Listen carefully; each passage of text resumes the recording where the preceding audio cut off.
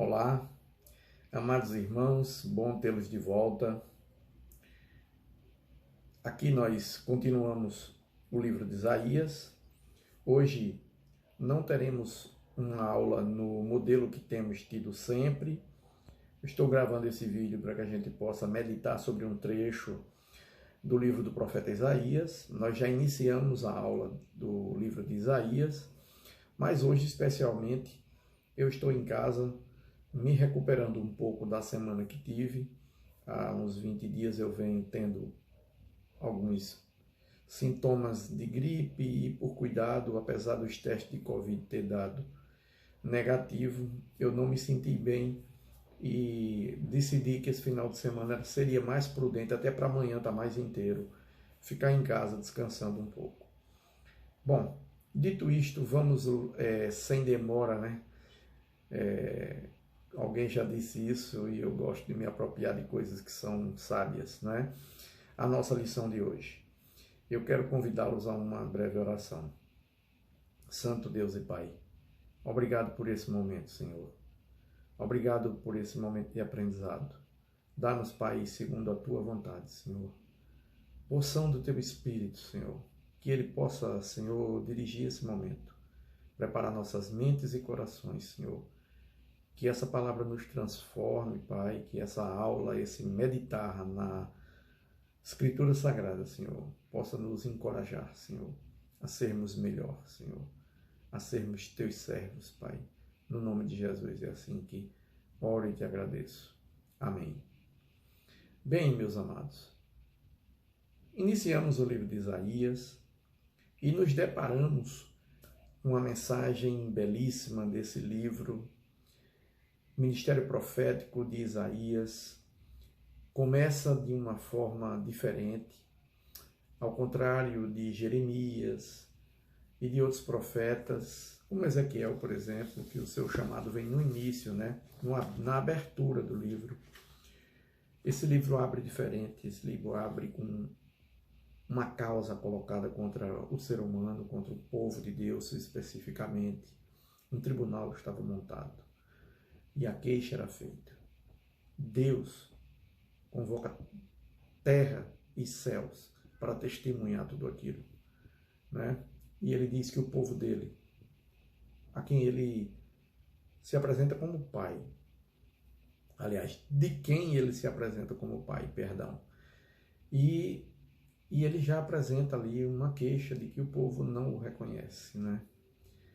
E ele diz que o jumento conhece o dono do seu coxo, né? Do seu lugar de comer, né? O boi conhece o seu dono, mas o meu povo. Então há aí o registro do que o povo esquece do Senhor dos Exércitos. Então vejamos que há uma mudança. Esse livro começa e o chamado de Isaías, que é onde eu quero concentrar esse momento de reflexão, por isso que eu não estou usando o quadro, eu decidi não ir à igreja hoje pelos motivos já aqui relatados, mas como eu creio que tudo é providência de Deus, é exatamente esse capítulo que eu quero meditar com vocês. Eu quero muito mais que a gente esteja juntos, atentos ao que Deus está falando. Porque esse capítulo é o capítulo do chamado de Isaías. Isaías acaba de resumir seu livro. O livro fala do senhor de uma vinha que prepara tudo, mas a sua vinha ela produz uvas amargas. É um trecho duro, é um trecho onde vem um julgamento duro. Mas esse livro desde o início deixa alguns traços, alguns lampejos, né, de que há um remanescente, de que há uma chance de recomeço. Deus aponta com uma saída. E eu até lembrei de que temos que olhar para o Antigo Testamento, principalmente para as mensagens proféticas, vendo que o juízo, Deus não vai abrir mão do juízo, mas que o juízo está a serviço da salvação. Há uma ameaça de que, caso tudo corra como está indo, ou seja, se tudo for nessa trajetória, o desastre é certo. Porque Deus há de zelar pela sua palavra e pela sua santidade. Portanto, vejamos o seguinte. Aí, o trecho que nós vamos meditar é o trecho do chamado de Isaías. Isaías é chamado no 6º capítulo, na morte do rei, no ano da morte do rei Uzias. Então vejamos o seguinte, eu fui buscar em alguns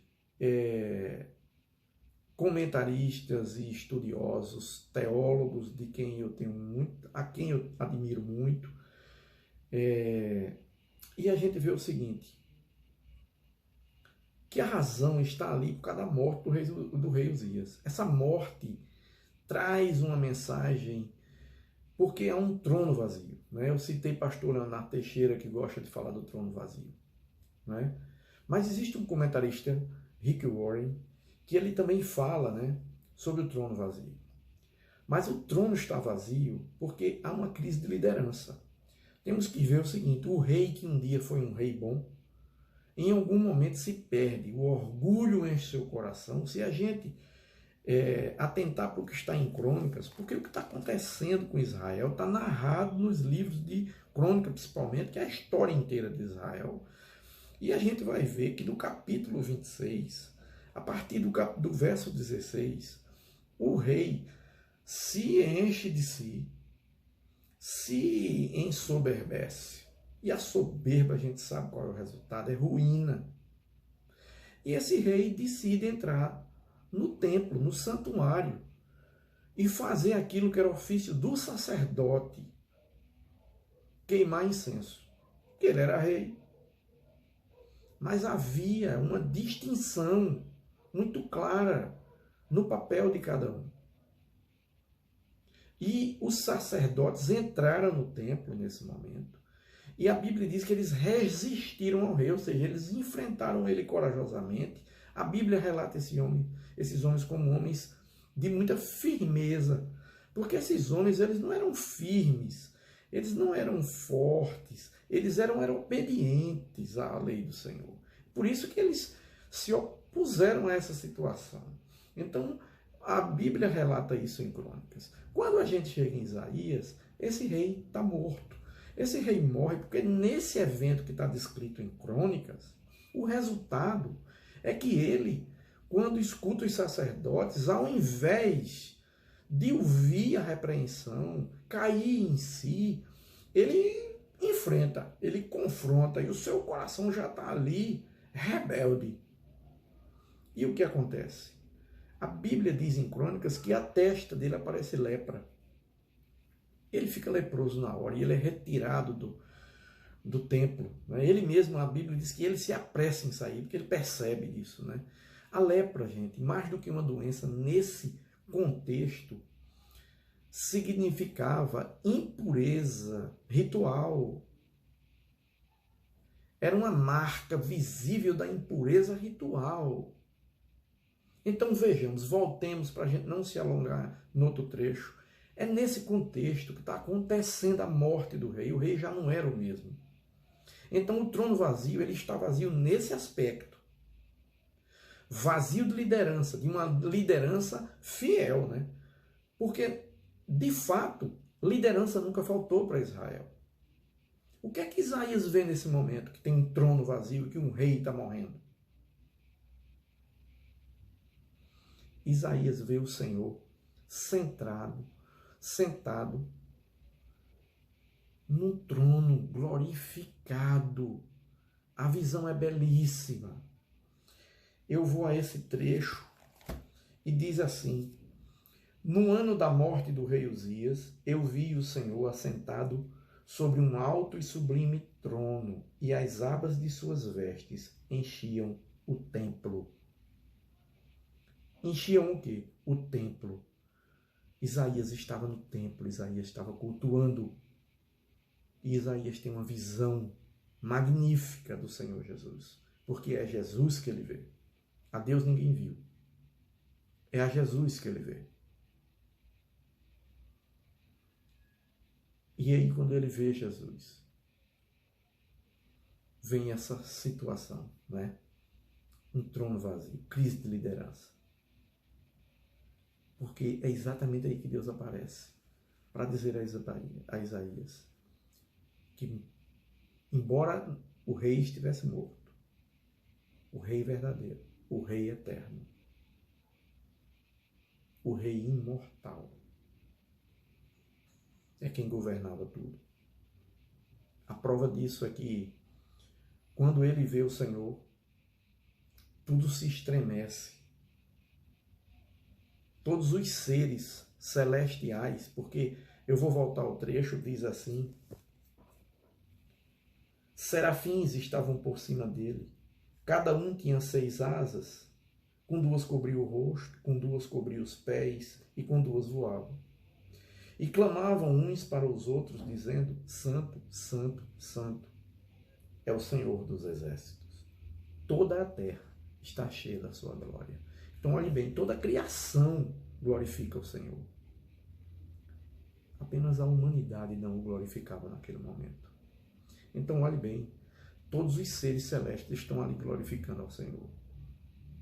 E dizem que, quando isso acontece, ouvida a voz, treme todo aquele lugar.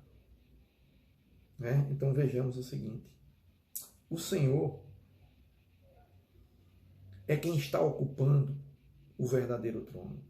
Esse vácuo de liderança representava apenas um homem infiel. Era apenas o retrato da infidelidade. Vamos adiante, então vejam bem. Deus tinha se manifestado no início do livro como pai, depois como agricultor, o Senhor da vinha, né?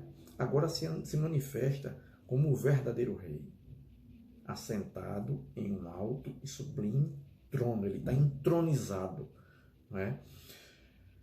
Então ele está comandando forças cósmicas, né? As criaturas celestiais reconhecem a glória dele, a sua santidade, não é? Então Deus exige o mesmo de todos aqueles que estão diante dele. Mas havia o povo de Deus que não o louvava naquele momento, que não o glorificava naquele momento. Então vejamos o seguinte. Veja que aqui os anjos estão clamando santo, santo, santo. Então, apesar de ser mais provável, né, que represente a forma hebraica superlativa de falar ou de descrever a plenitude, a magnitude de alguma coisa, não é? É um superlativo. Também é interpretado como uma alusão velada à Santíssima Trindade, não é? A santidade de Deus é a essência do seu caráter. Refletir sobre isso, como fazem os anjos, conduz uma adoração, não é? Isso tudo, então, essa contemplação que os anjos estão fazendo, conduzem à adoração, não é? É ter essa revelação e entender que é muito para nós. Só a misericórdia pode nos deixar vivos diante de coisa tão bela e tão poderosa.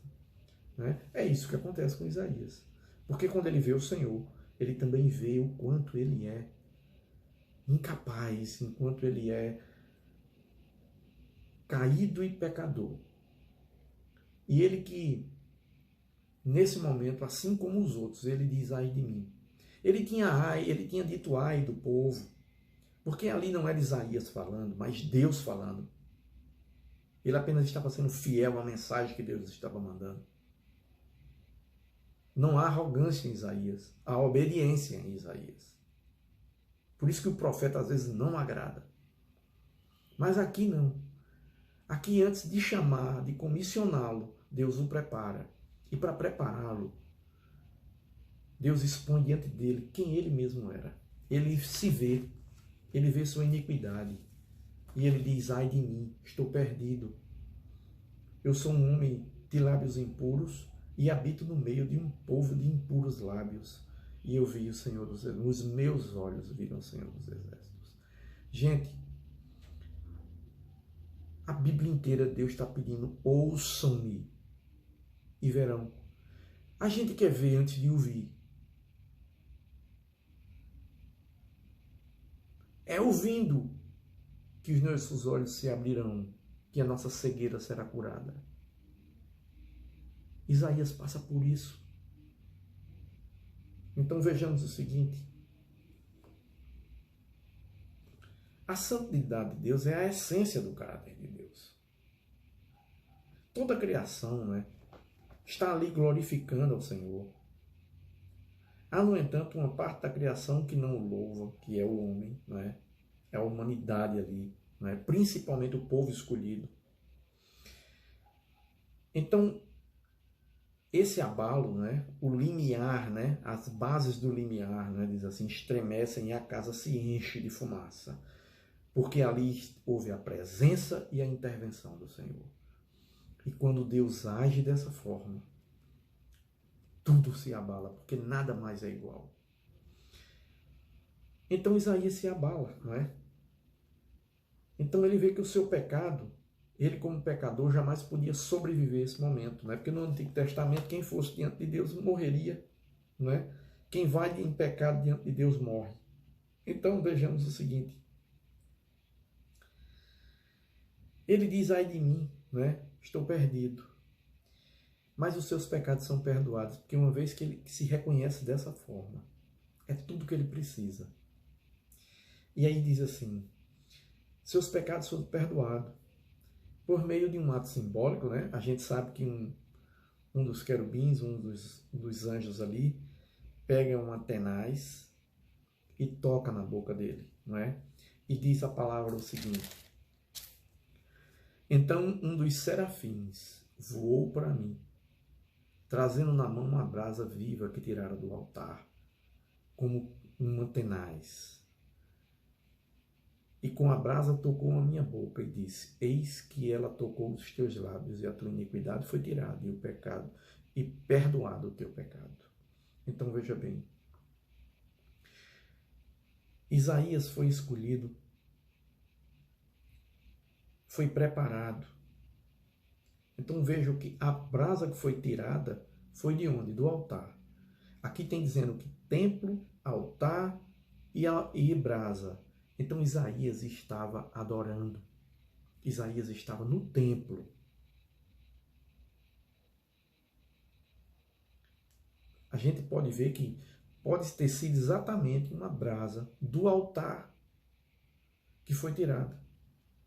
Então, é esse aprendizado que esse capítulo nos deixa, muito especial, não é?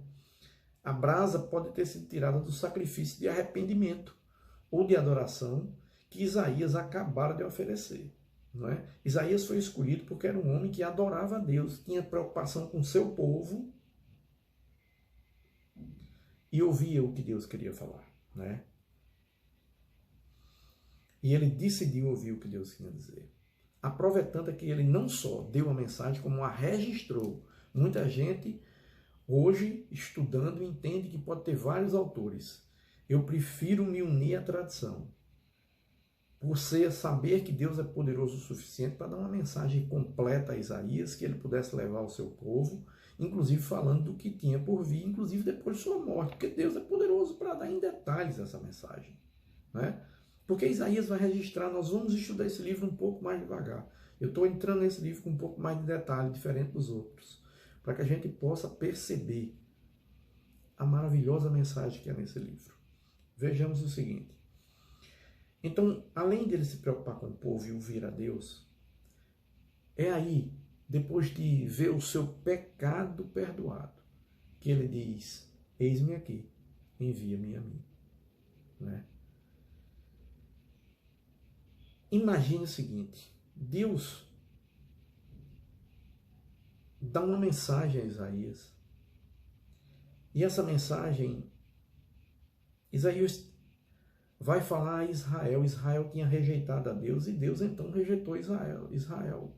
A gente vai ver um relato paralelo em Oséias 4:5, porque Deus vai dizer o seguinte, que o povo dele perece por falta de entendimento. Inclusive, quem recebe a punição também é o sacerdote, porque era papel do sacerdote interceder pelo povo. Então veja que quando o rei, aquela outra história de crônica, que o rei entra para queimar incenso, esses papéis em Deuteronômio estão descritos E nesse tempo aí, o rei não era sacerdote. Então veja bem, havia papéis distintos. O sacerdote tinha um papel dele e o rei um papel de governo. Mas um papel de governo em obediência ao Senhor. Né? Então quando o rei ia mal, o povo ia mal. Né? A lição que a gente vem dando.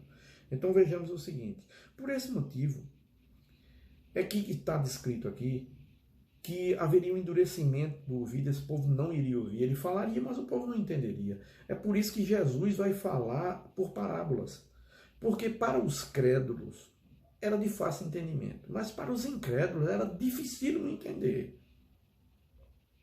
Então veja que há aqui o seguinte: o sistema de palavras ele é incompreensível para o descrente, mas ele é mais fácil para o crente. Nessa mensagem comunica o duplo papel da palavra de Deus.